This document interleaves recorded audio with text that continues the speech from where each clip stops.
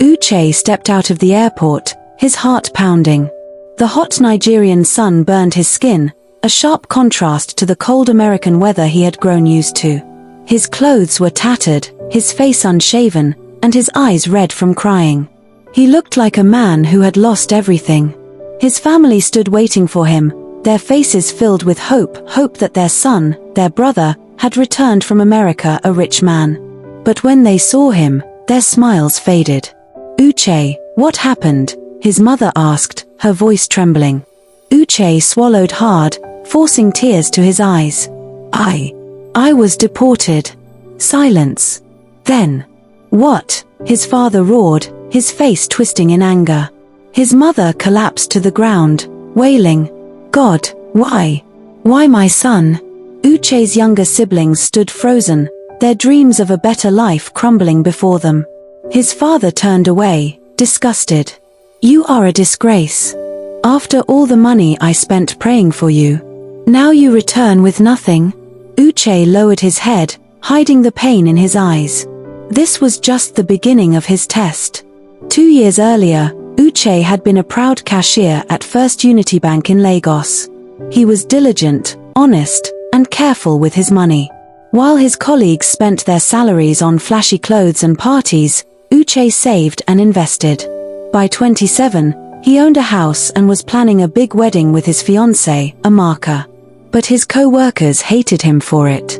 "Who does he think he is?" they whispered. "How can a mere cashier afford a house?" Their jealousy grew until they plotted against him. They wrote a petition, accusing him of stealing from the bank. The manager, who also envied Uche, signed it without question. The day Uche was fired, the operation manager smirked at him. "You deserve this. You think you're better than us? You're just a proud, disrespectful fool." Uche was stunned. He had never been any of those things. Losing his job broke Uche. He fell into depression, neglecting his side business. His fiancée, Amaka, started acting strange. "You're no longer the man I agreed to marry," she said coldly. Their parents forced her to go through with the wedding, but it was small and rushed, nothing like the grand celebration Uche had planned. After the wedding, Amaka's true colors showed. She complained endlessly. "You're useless. How can a man like you not provide for his wife?" Uche tried. He worked harder, but nothing seemed to work. The pressure became too much. "I have to travel," he told her one night. "I'll go to America and make a better life for us." Amaka scoffed.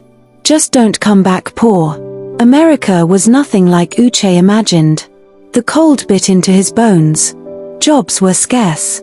He washed dishes, cleaned toilets, packaged goods, jobs he never thought he'd do. His hands cracked from scrubbing. His pride shattered with every insult from his bosses. Meanwhile, Amaka called every day, not to encourage him, but to demand money. "If you were a real man, you'd send me more." Uche sent what he could, even as he struggled to pay his own debts. Now, standing before his family as a deportee, Uche watched their true reactions. His mother cried. His father disowned him.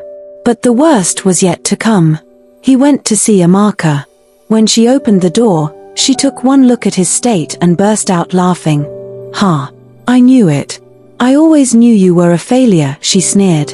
"Good thing I didn't waste my time. I'm pregnant for another man."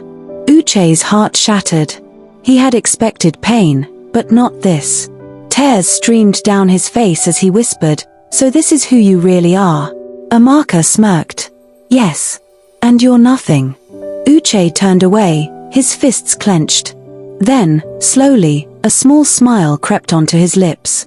Because the test was over. And the truth would shock them all. Uche wiped his tears, but his smile grew wider. Amaka frowned, confused. "Why are you smiling?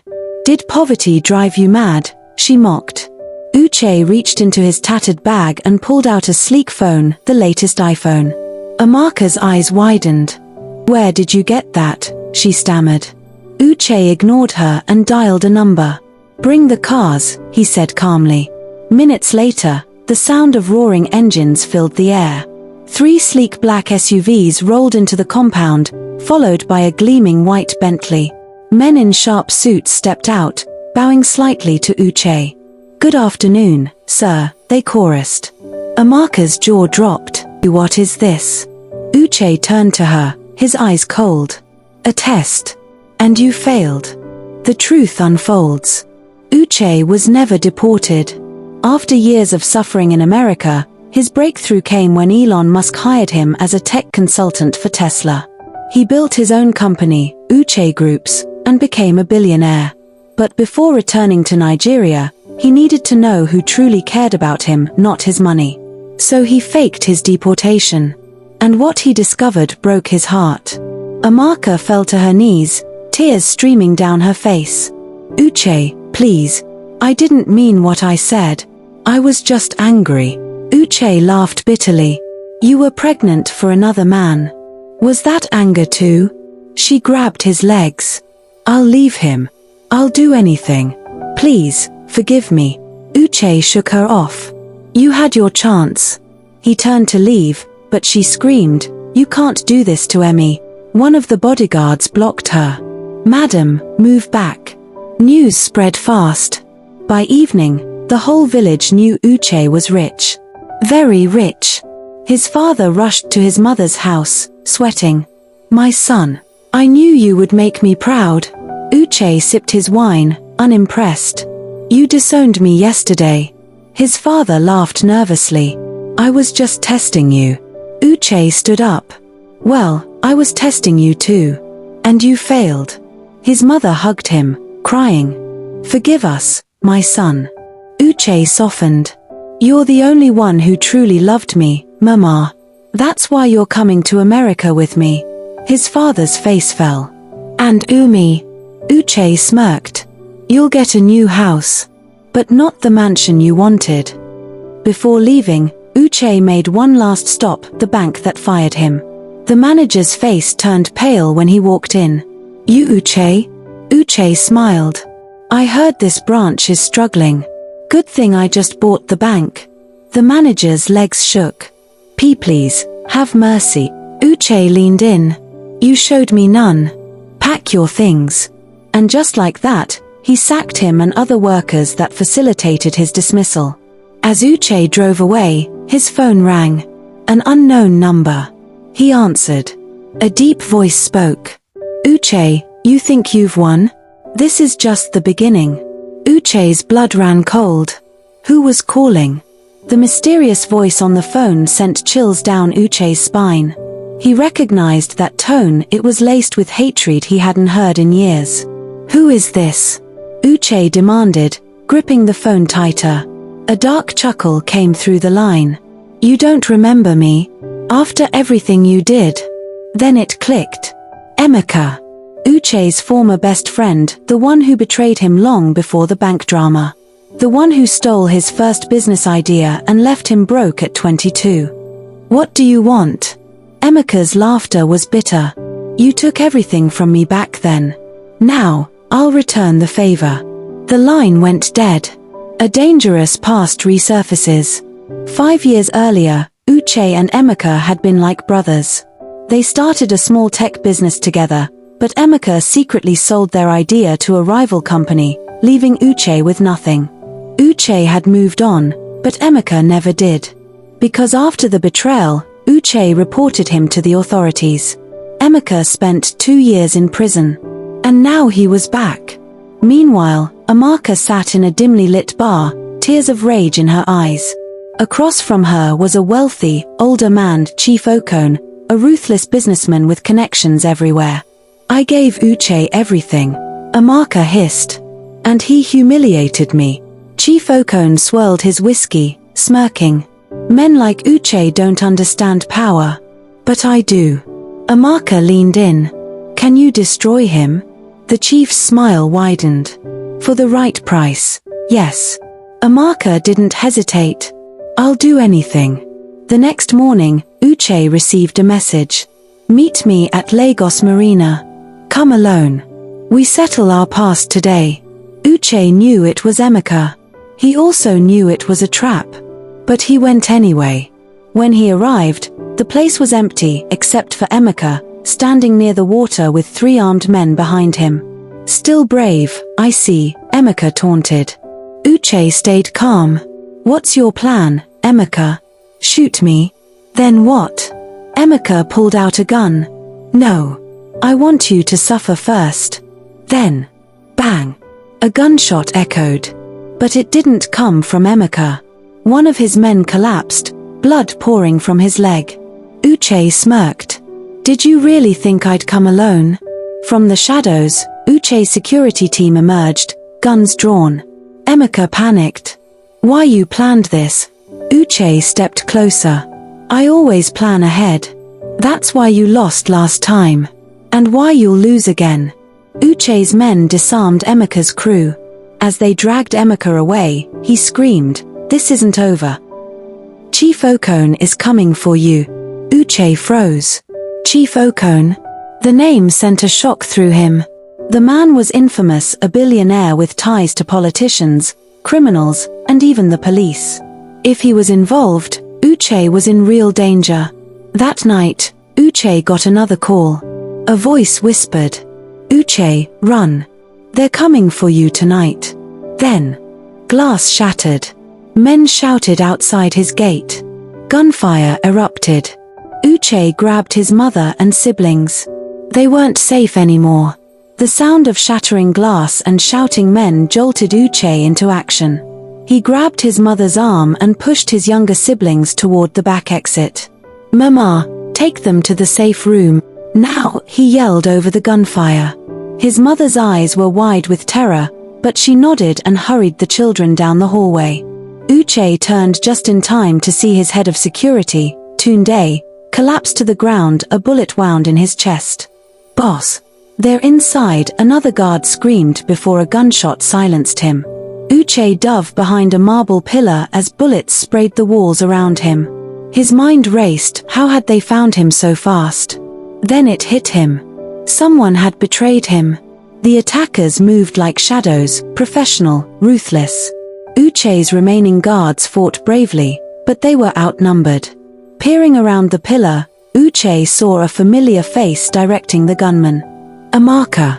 She stood near the broken window, her face twisted in triumph as armed men stormed in. "You should have just died poor, Uche," she screamed over the chaos. Rage burned through Uche's veins. He pulled out the pistol hidden in his waistband and fired, not at Amaka, but at the chandelier above her. The heavy crystal fixture came crashing down, forcing her and the attackers to scatter.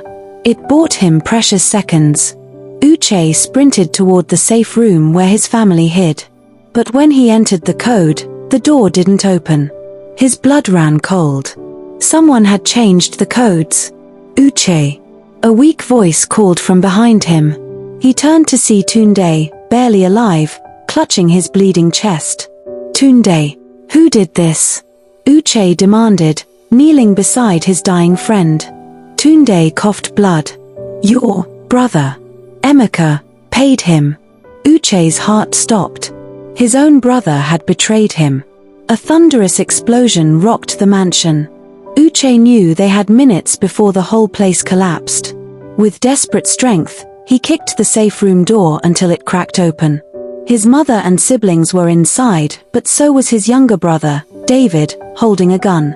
"David, why?" Uche whispered. David's hands shook. "Emeka promised me millions.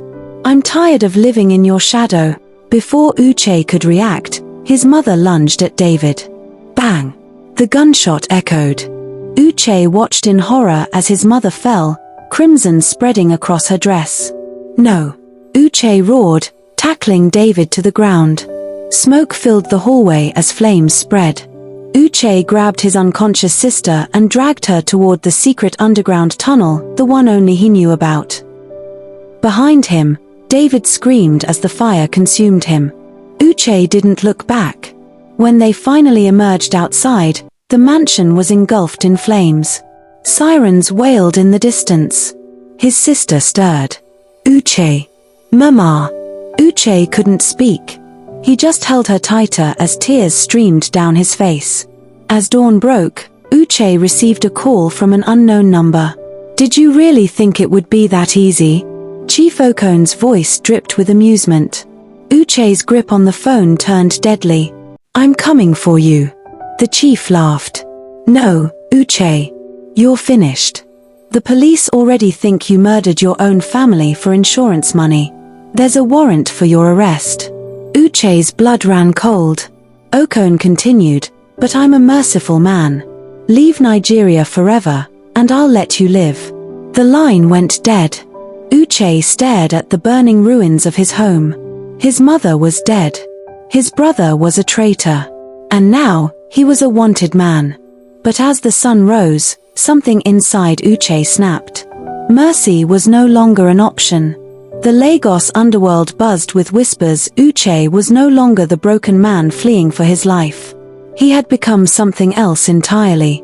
A predator.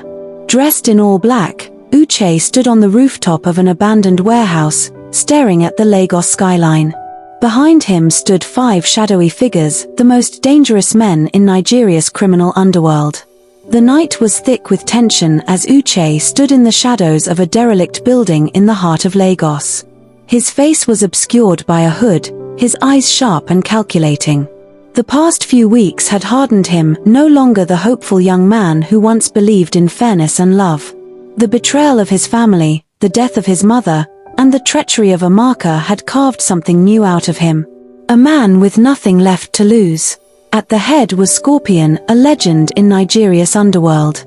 A former military commander turned warlord, his name alone struck fear into the hearts of politicians and criminals alike. Scorpion studied Uche before speaking. You want Okone dead? It wasn't a question. Uche met his gaze. I want him broken first. A slow grin spread across Scorpion's face. Good. We don't kill quickly here. We erase. The other men chuckled darkly. Uche leaned forward. What's the price? Scorpion's smile faded. When this is over, you work for us. Your skills, your connections, they belong to our network. Uche didn't blink. Done. The deal was sealed with a handshake. Uche had just sold his soul. But he didn't care. The first strike, Okone's empire begins to crumble. 3 nights later, Chief Okone's largest warehouse, a front for his illegal arms trade, went up in flames. Security footage showed nothing but shadows moving in the night before the explosion. The next morning, Okone's most trusted lieutenant was found floating in the Lagos lagoon, his mouth stitched shut. A lion's claw was carved into his chest. The message was clear. Uche was coming. Amaka paced nervously in Okone's penthouse, her once confident demeanor shattered. They're picking us off one by one, she screamed. Okone, usually composed, was sweating. We'll find him. I have men everywhere. Bang! The penthouse window shattered as a bullet whizzed past Okone's head, embedding itself in the wall behind him. Amaka screamed, diving for cover. Okone's men scrambled, guns drawn, but the shooter was already gone. On the wall, written in blood, "You should have killed me when you had the chance." Okone's hands trembled as he dialed a number. Bring me Ease. Now. Ease, the deadliest assassin in West Africa. The game had just escalated. Deep in a hidden bunker beneath Lagos, Uche sat across from a teenage girl with neon green braids and fingers flying across a keyboard. Ngozi, aka the Ghost. The best hacker in Africa. You're sure this will work? Uche asked. Ngozi smirked. I just hacked into Okone's offshore accounts. Want me to drain them? Uche shook his head. No.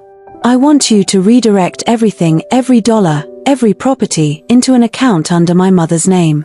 Ngozi raised an eyebrow. Poetic. I like it. Within minutes, Okone's entire fortune vanished. And he didn't even know it yet. Uche knew Okone would send Ease after him. So he set a trap. He let himself be seen entering a rundown hotel on the outskirts of Lagos. Ease took the bait. The assassin moved like a shadow, slipping into Uche's room with a silenced pistol. But the room was empty. A voice came from behind him. Looking for me? Ease spun just as Uche's fist connected with his jaw. The fight was brutal. Ease was faster, but Uche was smarter. He had studied Ease's moves, his weaknesses. A well-placed kick to the knee sent Ease crashing to the ground. Uche pressed a gun to his head. "Why work for Okon?" he demanded. Ease spat blood. "Money." Uche smirked. "How much did he pay you?" "5 million. Uche pulled out his phone, showing Ease a transfer receipt.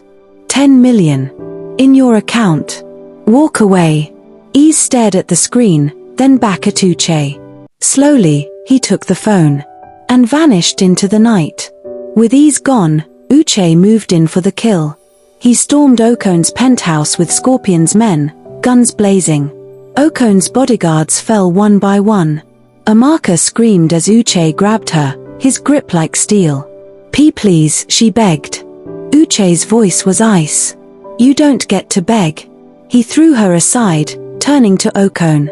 The once powerful chief was on his knees, bleeding from a gunshot wound to the leg. Please," Okon whimpered. "I'll give you anything." Uche crouched down, his eyes burning with fury. "You took my mother. You took my life. Now, I take everything from you." He pulled out his phone, showing Okon his empty bank accounts. Okon's face twisted in horror. "No." Uche stood, pressing the gun to Okon's forehead. "Any last words?" Okon's lips trembled. "Mercy." Bang! The shot echoed through the penthouse. Okon's body slumped to the floor. Amaka sobbed in the corner. Uche turned to her, his expression unreadable. He dropped a plane ticket into her lap. "Leave Nigeria. If I ever see you again, I won't hesitate." Then he walked away, leaving his past behind. 1 month later, Uche stood at his mother's grave, his sister beside him. The police had mysteriously dropped all charges. Okon's empire now belonged to Uche groups. And the underworld? They answered to him now. As he turned to leave, his phone rang. Elon Musk's name flashed on the screen. "Tesla needs you," Elon said. "We have a project only you can handle." Uche smiled for the first time in months. "I'm on my way."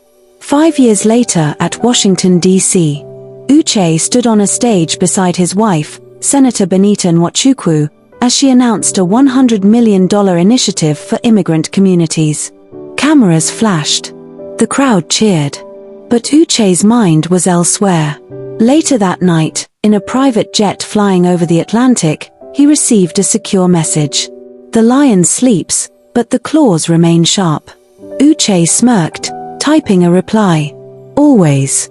Some things never change." If you like this story, comment, like, share, and subscribe to our channel for more interesting stories. I will like to read your view about this story.